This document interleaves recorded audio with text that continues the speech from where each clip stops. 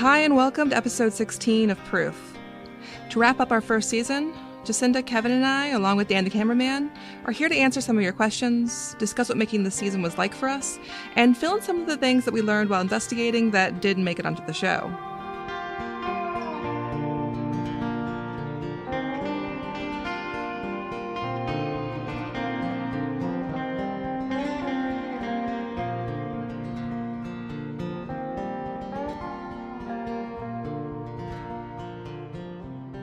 So over the course of the podcast, we've heard the journey of the Bowlings, of Amanda and Michael, going from believing that Kane and Lee were guilty to now believing they're not. So that was a really interesting journey to witness. And Susan, I was wondering for you personally, how have your feelings about this case changed from when we first started and to where we are today? It was a few years ago now that I first heard about this case. And from the first time I spoke to Lee, I knew something was wrong with the case. I didn't have much material to go on for quite a while, so what I had was mostly the appellate decision from 1999, which verified a lot of what Lee was telling me. But beyond that, I had things that Lee Clark was explaining about this case, and going on his word, I mean, it sounded like a messed up situation. But of course, until you see documents, you never know what's really going on beneath the surface. And then as we got more documents in the case that verified everything Lee'd been telling me, I was very much certain that at a minimum, the entire case, the entire fact scenario presented by the prosecution was wrong, and quickly came to believe that Lee and Kane were very much innocent in this case. Now, there was a time when I was less certain about Kane. Sometimes I started to wonder if everything Kane had said was, in fact, what had occurred. And I remember kind of wavering for a bit. But then by not even the end of the investigation, at a certain point, as we started to get more materials, more witnesses, for me, I became fairly certain that not only was Lee Clark innocent, but Kane's story also was not the one who fired the gun that night in the Bowling's bedroom. For me, this story has been a really interesting process as a storyteller. I remember, Jacinda, we were working on the Titus case for our investigation discovery show, and you were working with Susan on the Undisclosed version of the Titus case. And she first sort of told you about the story, and you were explaining it to me. And as I got to learn more about it, I thought it was a really compelling story about one person and perhaps two people who were wrongfully convicted. But I think what I never planned on was the bizarre details of the story that would emerge. Stuff with Dallas Battle and Charlie Childers, his testimony, and then Angela Bruce in the coroner. I mean, it was sort of one thing after another, which just kind of made your head spin. So in that sense, it's like no other story I think I've ever been involved with. And like Susan, I think that at the beginning, I was leaning towards the fact that Lee was probably wrongly convicted, but I didn't know about Kane. And I don't think we'll ever know exactly what happened in that room because Brian is gone. But I've come to believe that both of them are wrongfully convicted. And I've never been associated with a story where the family of the victim has come to believe that the people in prison should not be there. And certainly not prior to the legal system reaching that conclusion. That's right. You know, it's been an extraordinary journey that I feel fortunate to have played a role in telling this story. And to me, it also represents something great where Jacinda, you and I were able to sort of partner with Susan and start a new podcast, which I really enjoyed, and this story was so important to be told. And I don't think we all knew exactly how important it was until after we got going with it. And without the show, I don't think that, certainly not all, and a great deal of information we found would have ever come to light. Yeah, I mean, the two of you, and Dan too, he was along for those rides, like the amount of stuff that you guys uncovered and the amount of people that you got to speak honestly on the subject has been completely incredible. And it's been quite a journey. And Fortunately, it's not over for these guys yet, but I feel that there's been a lot of movement forward. I hope, anyway. What about you, Dan? Where did you end up landing in this case? In the beginning, I really didn't know much about the case really at all at the very start. And as I kind of got to be there and meet the people and hear the stories firsthand, especially the whole thing with Charlie as well, when it's hard to imagine Lee or anyone else, kind of how your heart could sink of like this person that they're trying to convince, or force them to get to say, what these kids did or what they saw, when it's just like hard to, how that could hold up in court at all. It's I don't know. So it's just, for me, it was just one thing after another, just like kept falling into place of just like hard to believe any of what was, the decisions from, all the autopsy stuff to Charlie to, just the party, like all of these things just kind of falling away, like layer by layer as we got there to the end of like, it's just, Lee, the whole gang thing, the Notebook, just one thing after another, just seeming ridiculous. I hope, that it can have, it seems like it's at least garnered the attention of, or helping at least with the Innocent Project, is kind of the biggest, I guess, hope at this point, right? Yeah, Lee now has counsel, which is everything. Without that, these cases never go anywhere. Yeah. But with GIP's help, he has a fighting shot. That seems huge, and just, I don't know, just being able to, through that whole journey of trying to peel back the layers, it's at least great to, that we are all able to help, get it to that point, to this point, and like Kevin said, it's with Kane, that's a harder story that, kind of like everyone has said, even, Michael, Brian's uncle, said like, no one's ever going to really know, what went on in that room. But even he agreed, like, it was probably an accident, and, he's served long enough for an accident, and just that alone, that he's even convinced, or that all of this information's convinced even Brian's uncle that, So there are a few reasons that I do think that Kane didn't have the gun. I'll get into later. Sure. But what it also comes down to for me is that it's almost immaterial, legally speaking, who had the gun. I think we're all confident at this point, whatever happened in the room that night was an accident. So even if there's some uncertainty and if Brian's family is not sure if Brian actually had the gun when it went off that night, or if Kane may have had it and fired it by accident, to some extent, it wouldn't matter in the courtroom. Both what Kane's admitted to doing, bringing the gun down, giving the bullet and the gun to Brian, and then playing Russian roulette with him, even if they were faking at first, that could support an involuntary manslaughter charge, regardless of whether Brian actually had the gun when it was fired.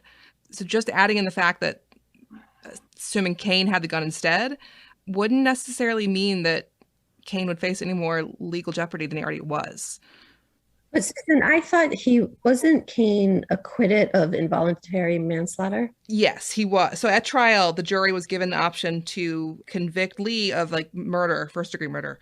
But for Kane, they could convict him of first-degree murder or involuntary manslaughter. The prosecutor's like, if you don't believe this whole conspiracy thing, you can also say that it was an accident and that Kane was so reckless and what his conduct that he should be convicted of involuntary manslaughter instead. But the jury said no, he was acquitted, so he can never be convicted of that. But before trial, this whole issue of who had the gun when it went off, it wouldn't mean a different sentence for Kane necessarily, whichever way it happened. Jacinda, what about you? How did your sort of mind and impressions change of the story from when you started to now?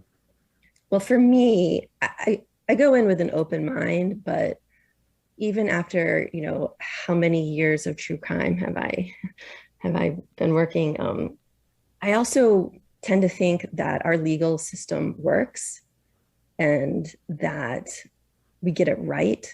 And so I think I approach the story more So then you, Susan, in a way of believing that the verdict was right, and someone has to prove to me that it wasn't, it's a little bit different. So I was looking for evidence to prove not that they were innocent, but to prove that it was the right verdict. And I remember even driving around in the car with you, Susan, and Dan, coming up with these scenarios of like, well, maybe, Lee pressured Kane to do it because Lee thought that Brian had ratted them out for stealing the safe. And like all these different scenarios are going through my mind. Or the lover's triangle theory that apparently Battle had at one point. Exactly. Like some theory that would mean that they got it right and that these kids haven't been in prison for 25 years, right? I think I knew all along that wasn't the case. But I think it was the Angela Bruce interview that really convinced me when I heard her say that she was essentially felt forced to say what she said, testify the way she testified, because she had been threatened that her kids would be taken from her. Then it's like, oh, this. You can see how it happened. You can see how it happened, and talking to all the different people about their experiences with Dallas Battle and the informants and feeling pressured and the rule book that never materialized. Like I don't even believe there was ever a book that anyone saw. I think somebody probably knew, and Kane has even admitted that he had a book where he wrote lyrics. And with the Angela Bruce thing, the thing that really did it for me with that as well was then when Uncle Michael confirmed that. You could see in your head, like some people could be saying, oh, she's recanting or changing her story when they're talking to her, but maybe she's just trying to appease them or do whatever. But then he has that story. He was there when Dallas Battle and David Stewart said, we have a witness we can get to testify because we can threaten to take her kids. Like, how do you, yeah. And this, by the way, is a very common tactic, like not just in Floyd County, but in a lot of jurisdictions. It's something I've seen again and again in these cases, and it's a real problem. It's just crazy, though. I mean, it's still so hard to believe because Lee wasn't even at that party, right? So the idea that you can just make this up and you have, 20, 25 people who were there, and not one of those people saw Lee. How did they think they could get away with it? Because they never talked to the others. That's how. Yeah. And the part I don't quite get is how they were so confident that the defense attorneys wouldn't talk to him either. That's the crazy part. Yeah, that I still don't know. But you know what? They were right. The defense didn't talk to him, so points to them, I guess.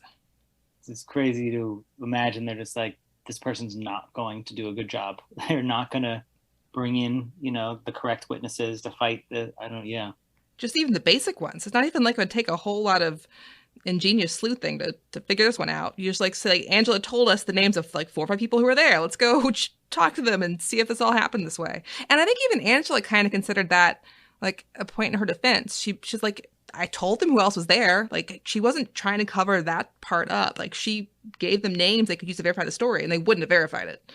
But they never did ask.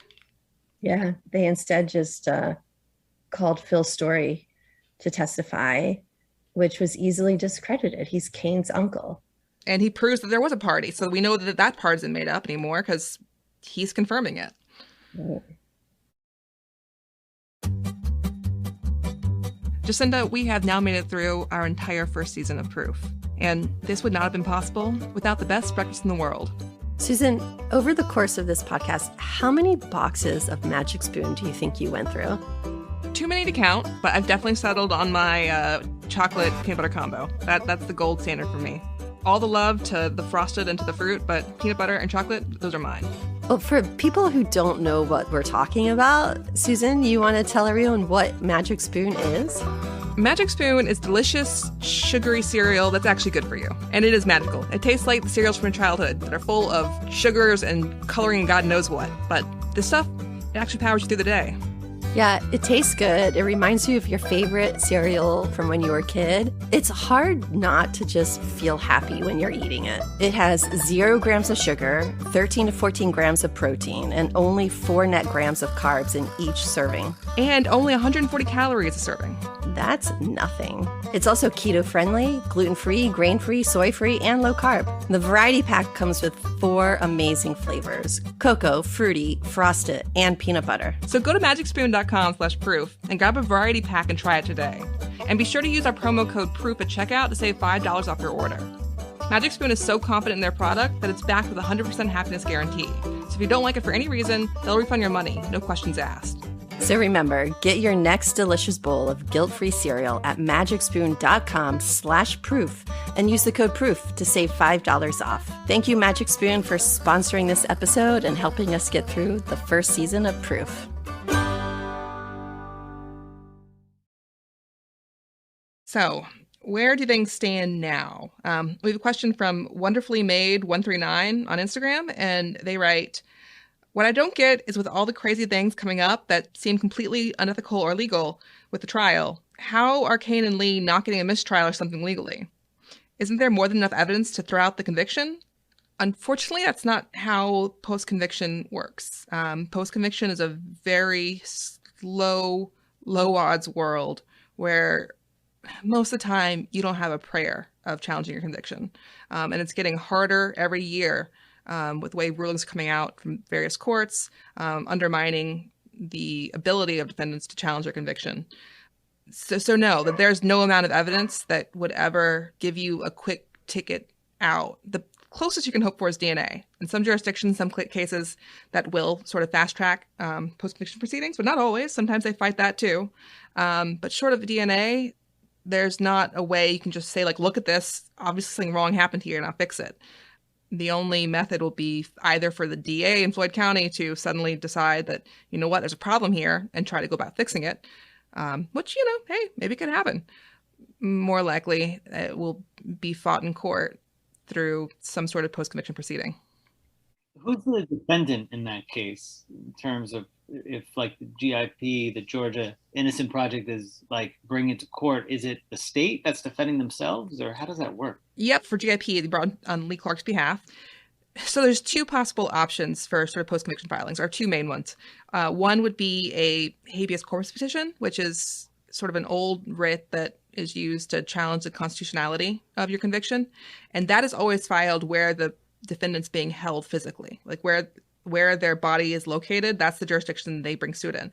So it would be for Lee, it'd be in the county where his prison is located. He'd bring suit there. Alternatively, there's something called like a motion for extraordinary motion for a new trial, and that would be brought in the place where the trial originally was held. So that would be filed in Floyd County. I don't know which route would happen here, but it'd be most likely those would be the 2 main options here. And it'd be the state that would be defending. Typically, it'd be the AG's office, the Attorney General's office. So the state of Georgia would be handling the sort of post-conviction side of it. I believe that Floyd County would not necessarily get involved again until if and when, knock on wood, Lee's or Kane's conviction was overturned, in which case it goes back to Floyd County and the DA there gets to decide how to handle it. Meaning the DA in Floyd County would decide whether or not to do a new trial, which would be hard since they've lost all of the files. Oh, but they'll magically find some of them if that happens now. We'll see. And for the same scenario basically play out for Kane. First, he needs to obtain counsel. Theoretically, he could do it pro se, but of course there's that unconstitutional court order barring him from getting into court again, at least in Floyd County, which hopefully the court will not try to enforce. But for the most part, although their factual scenarios are different, their legal claims are likely to be fairly aligned. Claims that can be made for Lee can be made for Kane and vice versa. Well, I mean, I know it doesn't work this way, but if Lee was to be exonerated, meaning if his conviction is overturned, meaning there was no conspiracy to commit murder, and Kane has already been acquitted of manslaughter and there's no conspiracy, what would he be in prison for? For the original conviction of murder and conspiracy. There are a few well-known cases where that has happened, where you have two defendants, both convicted of the same crime, same theory. The state's case is they work together side by side to accomplish a crime. One of them gets exonerated and the other is still there to this day. How can you conspire with yourself? You can't, but they don't have to convict everyone in the conspiracy. You can have everyone else in the conspiracy be acquitted and you can still be convicted. Hopefully Kane will get counsel. Yeah, and hopefully one or both of them can be in court, maybe by the end of the year even. One of the things we never really talked about is, we touched on it. It was that Kane and Lee were tried at the same time, but they had separate legal teams. Susan, do you think that Lee would have been convicted had he had a separate trial?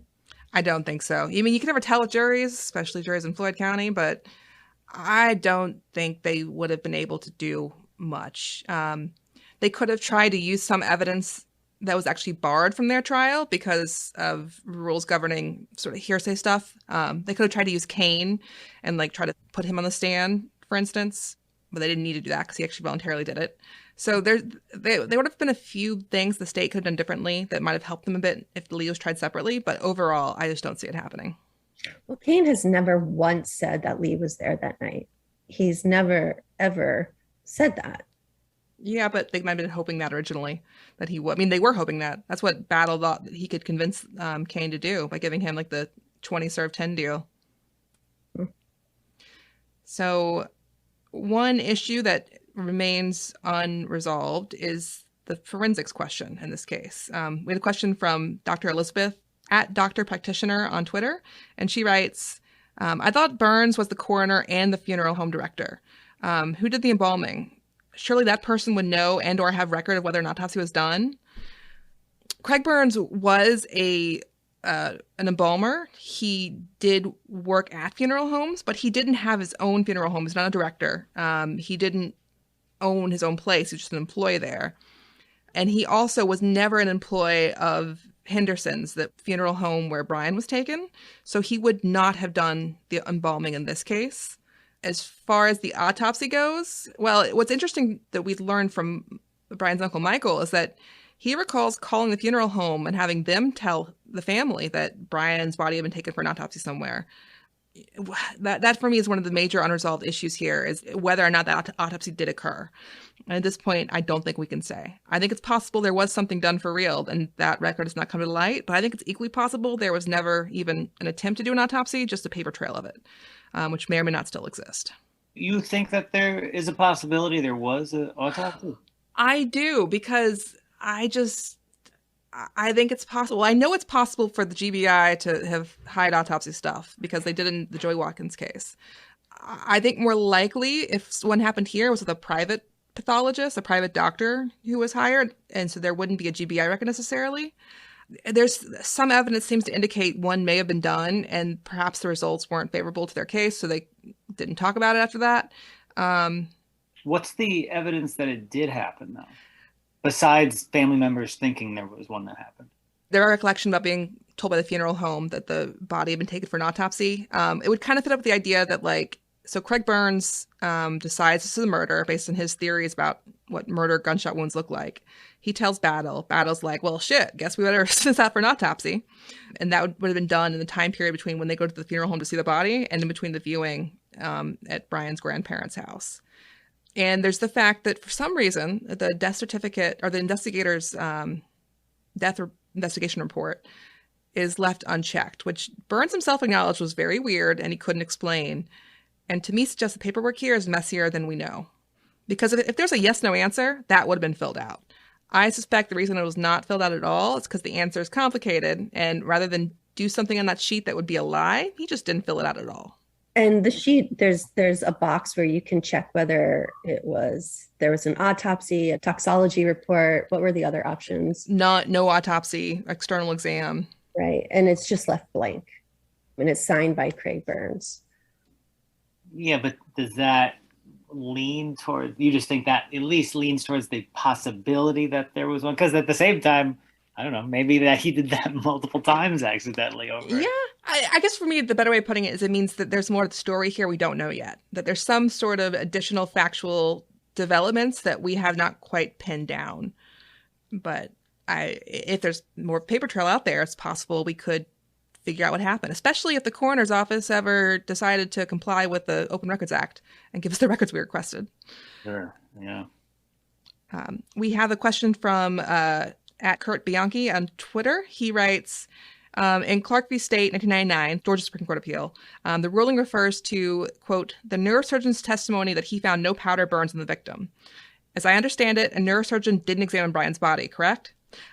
Yes, what Kurt's referring to is the appellate decision that talks about the testimony of Brian's neurosurgeon that treated him at the hospital, and who testified that he did not see any evidence of gunpowder or powder burns, and that in his experience, self-inflicted wounds to the head go straight across. That was his testimony at trial, but also it was extremely inappropriate to have him there testifying because he's not a pathologist, not a forensic expert. And he was likely only there at all because the state didn't have an actual medical examiner to rely on.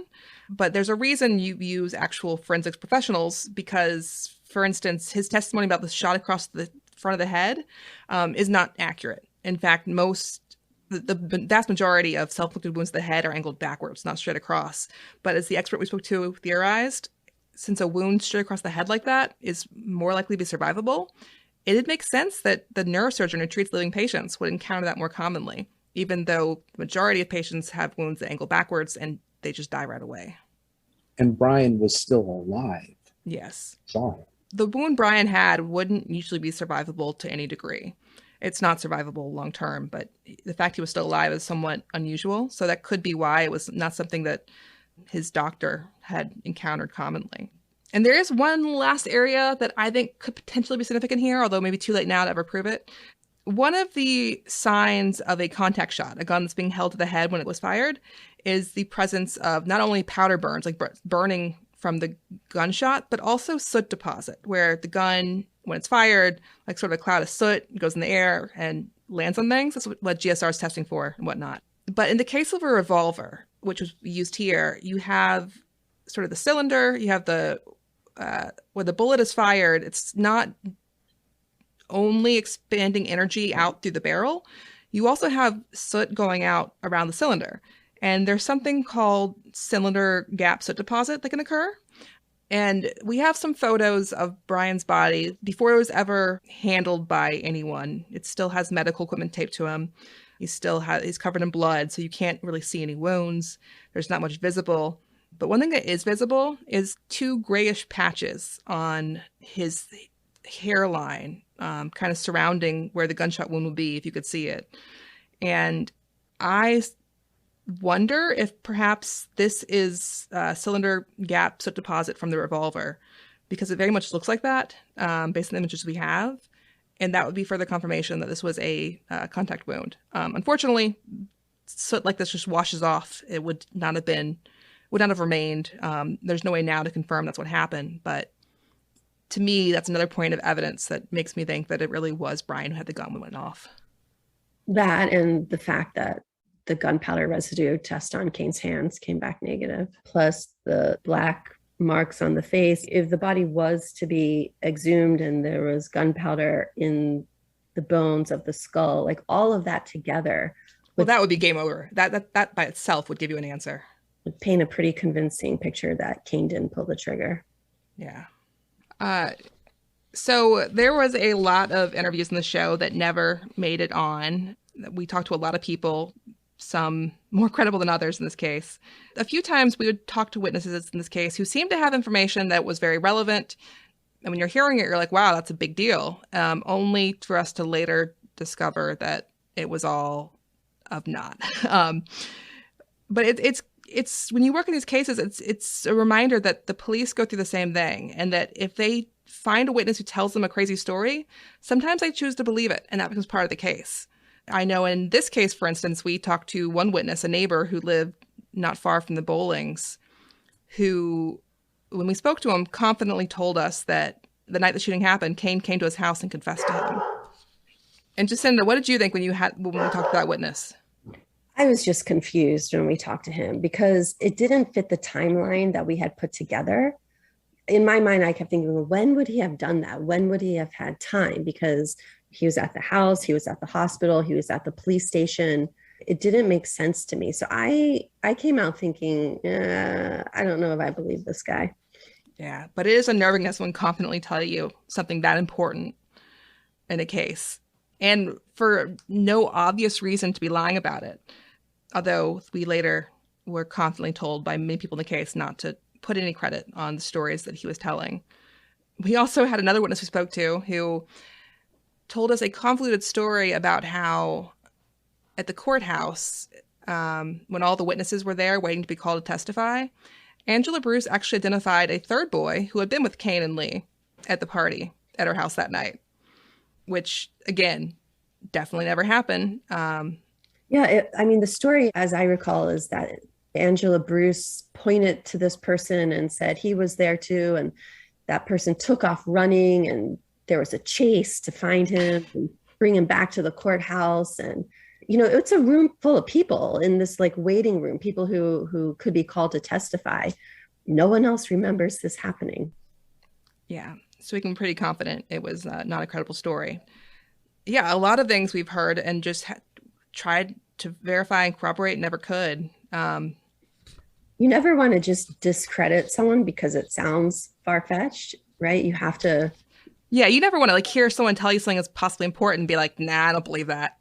You have to look into it, even if sometimes you feel silly doing so. You end up spending a lot of time going down these rabbit holes, and they don't pan out, and you come back to right where you were before. And I think we spent a lot of time doing that. Yeah. For any sort of podcast like this, one of the issues in a case is trying to get good audio, and especially when it comes to interviews with defendants who are in prison. And depending on jurisdiction, you often have issues with the phone quality and their access to like reliable working phones.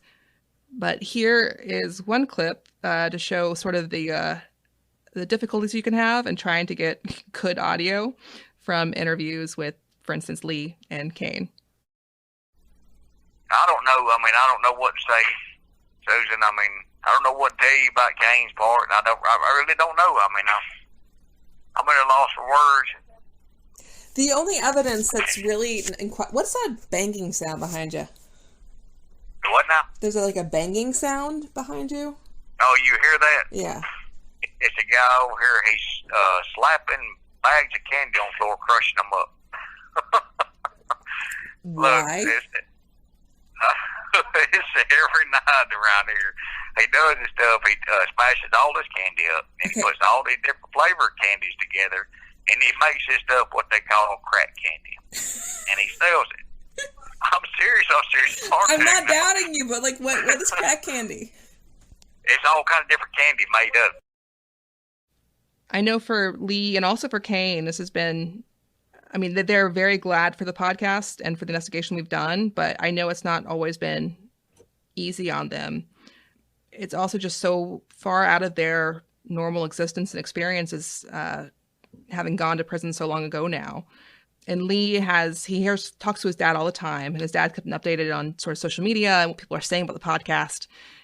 He called me up at one point to let me know, and he was really upset. And I'm like, what's wrong, Lee? And he's like, this person wrote about the podcast and said something really mean about you. Yeah, well, I didn't appreciate the way they were sitting there trying to muddy your name. Man, why would somebody post shit like this right here? A buddy of mine told me, he said, that ain't not somebody trolling. I said, somebody what? He said, man, you got guys that get on there and troll these websites, just making bullshit comments just because they ain't got nothing else better to do. I said, is that really a term that's used? Did you really call it troll? He said, yeah. He said, they're called trolls, man. That's all they do is troll websites, put bullshit on there. Yep, that's what a troll does. Post bullshit to cause people to get upset. Yeah, they got me last night because I didn't even know what a troll was, and I was pissed off. Yeah, it's crazy when you think about it. Susan, he called me earlier today, saying the same thing. Like, you guys put yourself out there and people say mean things. Yes, they do. It's okay. Well, the internet didn't exist either, right? Those guys went in just as the internet was being born and Certainly don't think they had access to it in 1996. I mean, most college students were just getting access to it. I'm going to guess none of them went online. Yeah. And the interesting thing is that this story couldn't have been told 25 years ago when they went in. No, it couldn't have been. We wouldn't have had an outlet with which to tell the story and for people to follow it and for people to comment. And, you know, timing is everything. And hopefully timing is finally falling into place for these guys. Yeah. And Lee has also told me that if he ever does get out, he is looking forward to going to watch a lot of NASCAR races. And I told him, he insisted that they're a lot of fun. And I told him he gets one chance to convince me. So if he gets out, I'll go one race, and give it a try and see. We'll see. Maybe my mind will be changed. I'd rather be driving the car than watching. All right, you go enter the race and we'll go watch you from the stands. You better get a pretty big insurance policy. There were also, so in this case, I am really glad that we got to talk to almost everyone we wanted to. But in any case you work, you're never going to get everyone. And there's always going to be a few interviews that you just don't quite manage to get. And one of the big interviews that we failed to get was with Bone Thugs and Harmony. Yeah, we really wanted to talk to someone about Crossroads and the lyrics and what those lyrics meant, because there was a lot of talk about the Crossroads and how it was a song about execution and, you know, shooting someone in the head, and how it was that about song killing narcs. And it was specifically being played when Brian was killed as like the anthem for killing him for narking. And so we just wanted to hear from the guys in Bones Thugs and Harmony about what the song actually meant to them, and we have not been able to reach them. Yeah, Skylar, our social media manager, worked her tail off trying to get through to them and almost got there, but we never did get Busy Bone to get in the phone with us. So Busy, if you're listening, give us a call. The other big interviews that we didn't get were the lawyers in this case. We weren't able to speak to any of them. Yeah, you had said early on, Susan, that when you were investigating the Joey Watkins case, it was Rex Abernathy who represented Lee who told you about this case. So I thought he would talk to us. I knew he wouldn't, because I knew how he did it before. I mean, so I tried to talk to Rex Abernathy for the Watkins case. He would eventually talk to me, but it took a long time to get there, and he was always pretty reluctant about it. And Kane's attorney, Larry Barkley, he was an attorney involved in the Gary Mitchum Reeves case, and he wouldn't talk to me for that case either. So I kind of knew going in that they wouldn't talk to us, but I hope they would. I'm still hoping they will. So I would love to hear from either or both of them if they're willing. But I was also not surprised that we didn't get to talk on the record with the prosecutors in this case either. Yeah, I mean, the prosecutors have retired, so technically they would be able to speak to us. And again, you know, hopefully maybe someone will surprise us and give us a call someday. Yeah. Some of the other witnesses we didn't speak to were a few of the informants in the case, the jailhouse informants. We did speak to some of them. They all told us none of them stood by the story of hearing a confession at all. One of them told us that it was a case of Battle coming to him and saying, "You help us, we'll help you." But there were a few more informants that we didn't connect with. One of them I was curious to hear from because, according to trial testimony, he told David Stewart and Dallas Battle that he'd talk about a confession he heard if they gave him a car and some money and a new job. And he may have actually gotten the new job. That the testimony is kind of shifty on that point, but like it does sound like he actually got the job. So yeah, the informant situation we don't have everyone on the record for, but I also feel very confident that neither Kane nor Lee actually confessed to any of them. And one of the reasons I'm so confident of that is there's no evidence that Lee and Kane were ever even in the same jail block as all of the possible informants. -1, which there's kind of an interesting story behind. Yeah, Terry Sarton was apparently an informant in this case. Really? No, I didn't know that. Yeah, I don't think that they didn't. I don't know what the sequence was there or what happened, but we know that they didn't use him, obviously, so I don't know if they decided. Yeah, because his testimony wouldn't have been no good. From what I've seen in the notes, I don't think it would have been much useful. Like I said, he was the biggest thief in Rome, Georgia. I mean, you can't take somebody forward like that, and you know, that's something good. If you had a motorcycle or anything in your front yard right now, he'd steal it. I mean, that's just how he was. We called him Hot Dog. That was his nickname, okay? And, no, he wasn't all there. Hot dog. Look, I tell y'all, I was down there at Silver Creek swimming, and he pulled up on 15 four-wheelers within a matter of 8 hours. He stole every one of them. Every one of them he stole. Hot dog. That's amazing. Yeah. Yeah, so Terry Sarton was, from the police file we have, one of the possible informants. There's no record of like a formal interview with him, but there's some notes from him in there where he says that, you know, he heard his confession. And when I later asked Kane about the various jailhouse informants, I hadn't at first asked him about Terry Sarton because he was not like a major one. But when I asked Kane about whether he had talked to anyone at all in jail about this, he gave me a surprising answer. I know my cousin, Hot Dog, Terry Sarton, was up there with me for a little while. Terry Sarton's your cousin? Yeah, he's my cousin through, he's dead now, but he got moved while we was in the jail together because a bunch of them was trying to cut a wall out the jail and escape. Yeah. Did you know he was an informant against you? Huh? He was an No, informant. he never testified. Yeah, he never testified. He wanted to. He wanted to go back. Yeah, no, he gave a statement where he tried to say that you confessed to him. I didn't realize you were cousins. I know, that's a lie. And I'm like, good God almighty, man. well, Terry Sarton, as far as we can tell, is the inmate that was giving info to other inmates to help give stories about you. Wow. Yeah, so when Kane was arrested, he was placed in the same cell block as Terry Sarton. And there, Kane and his cousin cousin Hot Dog, had talked about the case. But then Hot Dog got moved to another cell block. And it seems very likely it was Hot Dog who all along helped arrange for the other inmates in this other jail block to come to Dallas Battle and give stories about how they'd supposedly heard confessions. So yeah, it does appear that the informants in this case were orchestrated or arranged via someone who was willing to sort of serve as a liaison between Dallas Battle and the possible informants. Which seemed to be a consistent thing in Floyd County. Yes, this would not be the first time I've heard stories to that effect in Floyd County. Yeah. So that brings us to the unanswered questions in this case, the things that we still don't know that we'd like to. We've already gone over the autopsy. For me, that's probably my number one. Still want to know what happened there. Like the exact sequence of what went down and how it went down. I think there's a story there that we have yet to learn. Another big one for me is Joseph Wilkins. I think it's very possible that he made initial statements to police that may have been, if not the genesis, at least a contributing motivation for the investigator's theory.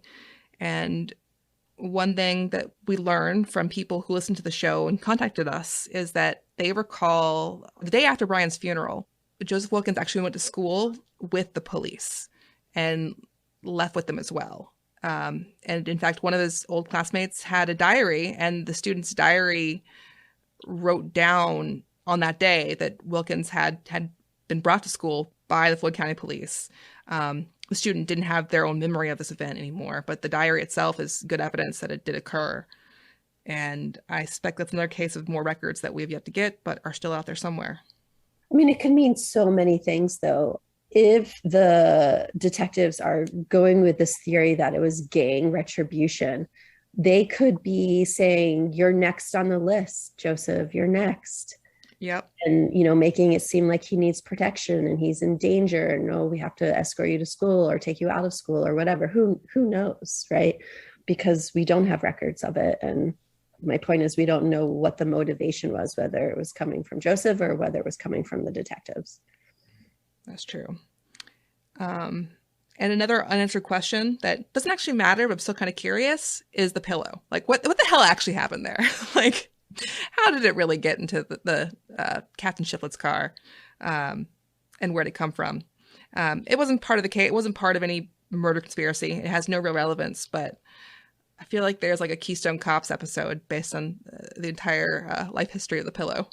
Well, it did sort of create, at least within the family, this kind of conspiracy of there being a second pillow in the wall and all that stuff. I don't think Battle believed a lot of his own case. Yeah. From all that stuff we have, Battle did believe in the pillow, like genuinely, truly believe this pillow was part of the case. Maybe it was like a tool he was using, but given that he wanted it tested, like it seems to me he actually thought there was something to it. Well, I mean, it wasn't tested until it was found. So maybe they tried to hide it. And then decided to test it, who knows? Yeah. Well, they tried to hide it and then somebody found it and they were like, oh, whoops. Now I guess you have to test it. No, they could have just left it hidden though. Like, I just throw it in the trash and pretend you never saw it. But instead they throw it in the chief's, the trunk of the car. Maybe it was a prank. Maybe there's a jokester on staff at Floyd County. It made for a good yarn, so to speak, right? This pillow could have been, the whole idea of, it could have been used as some kind of silencer to muffle the noise, and something that stood out there as perhaps something devious happened. I think a lot of people's minds ran with it. I mean, it worked. I'm still shocked it did, but it is inarguable that like it actually worked extremely well. Yeah, 25 years later, that's the one thing everyone remembers. Even people who don't remember anything else about the case will say, wasn't there a pillow involved? Yeah. So Battle was wrong about the pillow, but he was also right that it was good evidence if you can tell a story about it that the jury likes to hear. We also have a sort of unanswered question about how Charlie Childers came to be part of this case in the first place. Because this story about Charlie seeing someone, it doesn't seem to come from Charlie. And the story of trials, it came from Wayne. And Wayne denies it came from him, which, I don't know. It could go either way. Whether it could. He remembers or or he did say it or he didn't, or he forgot what he said. But one thing Wayne did confirm, and I actually entirely believe this, is that the letter that was written to the Rome News Tribune after the conviction that was signed by Wayne supposedly and says Wayne is angry at the Bowling family for not getting the thanks he and his brother deserve. That did not come from him. I showed him the letter. He was like, I can't even write. Why do you think I would have done that? And I asked him, like, do you think your mother would do something like that? And he's like, yeah, she would have. And he also made an odd comment to me at one point. And he said, our family and the Bowlings family go way back. They've always been there for us. So we thought, why not be there for them? And I couldn't get him to elaborate what he meant by that. But I wonder if his mother may have been possibly the origin of the Charlie Childers story. Which would then explain why she felt they deserved to be thanked and wrote the letter to the paper. Yeah. Yep. It could definitely explain why she felt that she was somehow shorted. Like, I gave you Charlie. I gave you this witness. And you didn't publicly thank me for it. Yeah. There's also the sort of a one lingering question I have has to do with the exhumation. Now, the official affidavit that was signed by Brian's parents to support the exhumation says that she recalls seeing a document that had the gang rules laid out, and that the gang rules had this thing about not narking, and that it was for the Freebirds, and it had like membership list, and Kane was in it. What she describes in the affidavit sounds almost exactly like the supposed gang rule book that Debbie Kelly would later be interviewed about. And there's an unexplained story there about how the Bowlings affidavit incorporates this detail about the rule book when the rule book was not in the casket and later is only ever known by Debbie Kelly. Yeah, I guess we don't know for sure what she's describing. It does sound like the rule book because she did testify to seeing the drawing of the eagle. Mm-hmm. And agreeing to let Joseph put that into Brian's casket. So it doesn't seem like that's what she was talking about. Yeah, it is one of those questions I don't know that we'll ever have an answer to. Yeah, and there was another layer of mystery added to it, though, when I spoke to Craig Burns. Now, Craig Burns says he does not remember examining Brian's body or investigation or what happened with the autopsy, but he did remember the exhumation. And here's what he had to say about that. Seems like this is the case where somebody said that the murder weapon had been put into the casket, and weeks later he was disinterred, and we looked for a weapon and there were none. But you remember they were looking for a gun, or? Somebody had made the statement that the gun had been slipped into the casket. And at first, I ignored that statement because I had heard things like that over the years on different cases. And it didn't have a lot of weight with me. Well, when you kept hearing it, I'm theorizing now, but the county police would either call me or I would have called them, and I would say, let's put this to rest once and for all. They wanted to see inside the casket, the type of casket it was, the mattress would come out, and you could look down in there and see what was there. And when everybody was happy, I think there was a piece of paper or a love note or something, but there was no gun in there. You don't think they found anything? I think they found a piece of paper. Yeah, so in the quote, it's just he says, yeah, we thought the gun that was used to kill Brian was in the casket with him, so we examined the body to find it, and all we found was a note instead. Wait, that's what they thought? They thought someone had secretly thrown the gun in there? That's what Craig Burns recalls, and he seems to actually remember the exhumation pretty well, even though he remembers something else. And his memory is that they were going for the murder weapon, didn't find it, all they found was a note. I mean, I guess, with all the rumors swirling around, it could have been anything that was, like, oh, I heard they put a gun in there. I heard they put a note in there. I heard they, Yeah. And it almost makes me wonder if there's some more stuff we're missing that would give birth to this rumor. But we do know that it's something that Brian's mother long believed in.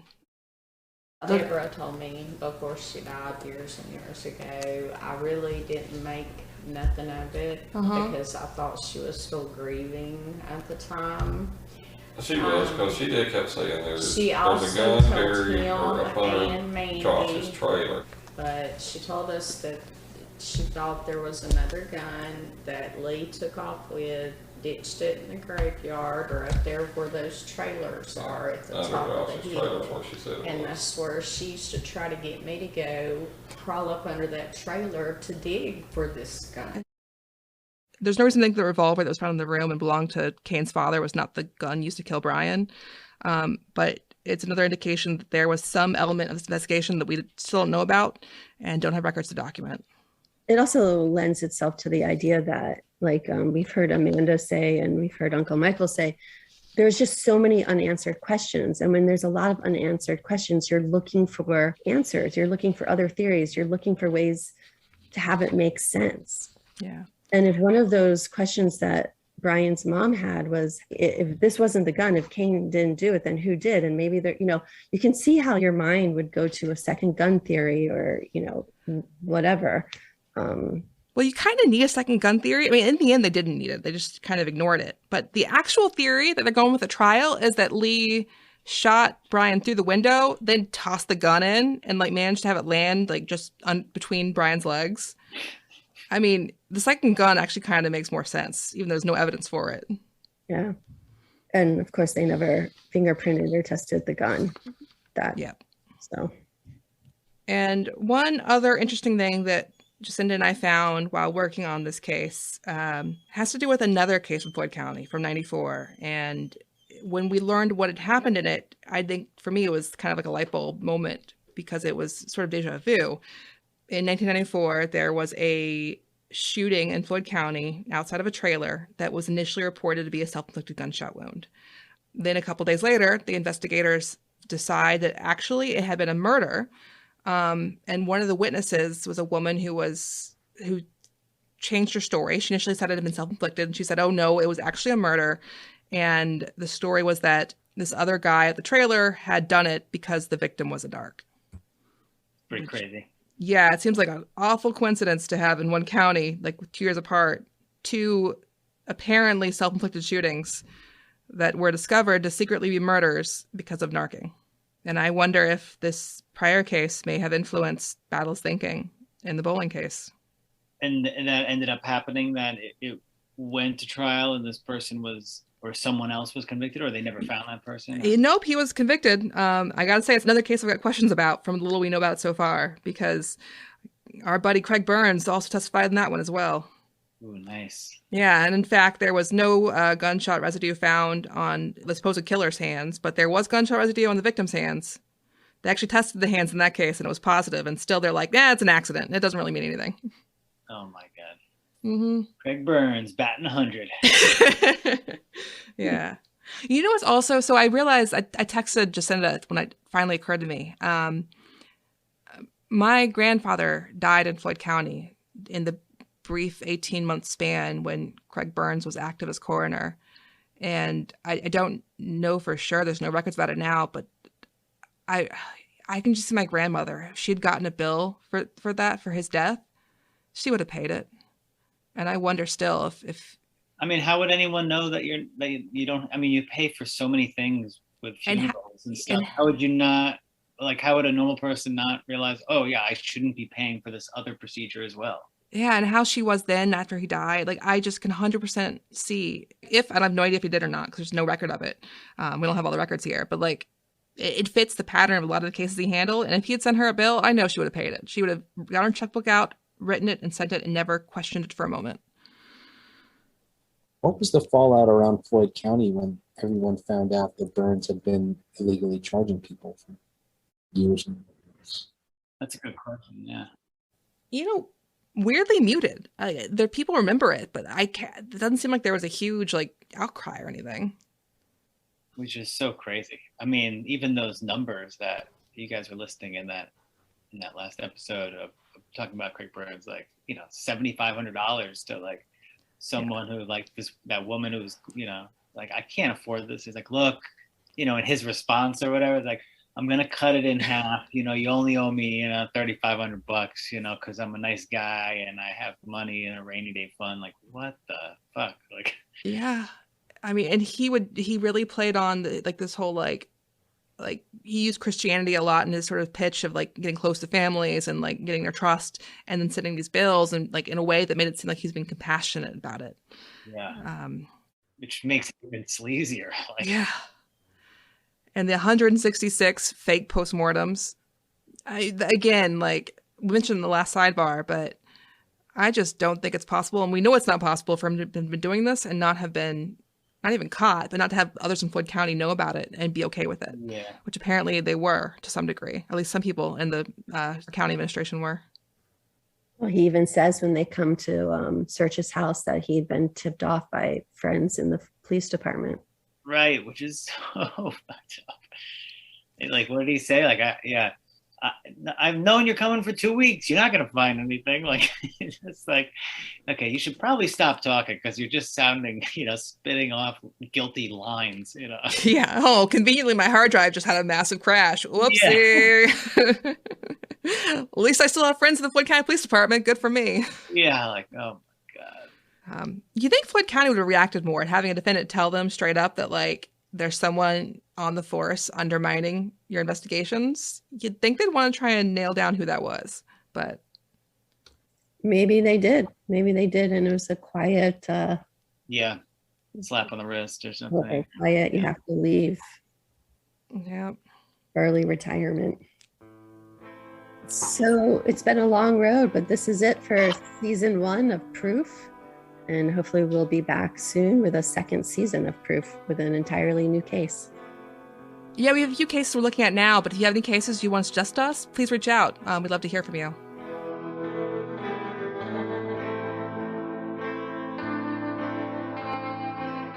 This brings us to the end of season 1 of Proof, at least for now. But the case of Lee Clark and Kane Story is still ongoing, and we will be back to keep you updated on everything that happens. So make sure you're subscribed to our feed to catch future episodes when they're released, and be sure to follow us on social media. Thanks for listening to our first season, and we look forward to coming back with more.